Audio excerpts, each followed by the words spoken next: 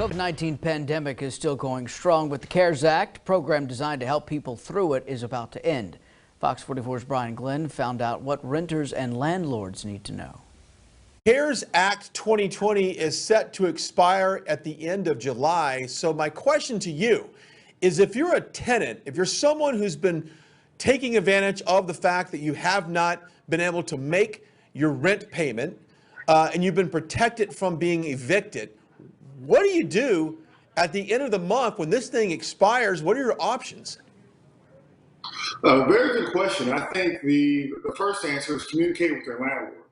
I think we know right now, if you're a tenant having trouble paying your rent, you're not the only one. And your landlord is just as nervous or scared as you are, because your landlord's expecting that rent. Chances are your landlord has a mortgage to pay on that property, whether it's a single family property, multi-family property, anywhere from 20 to 200 units, right? So I think the fact is you have to communicate with your landlord on your plans, that you are trying, you are looking for employment. You definitely want to be there. This is where your history as a tenant comes into play. If you've been taking care of the property and that you want to stay there. And understand that the landlord has or may not have many options themselves. Okay, so let's say you are the landlord, you own a piece of property or you manage an apartment complex. Like you said, you hate to eliminate a tenant from their apartment because there's may not be someone lined up to take over, but what are your options if you're a landlord in all of this?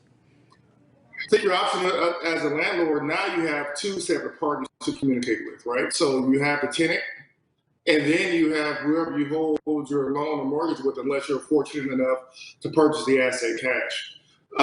With that being said, it's going to be very, very tough for a landlord.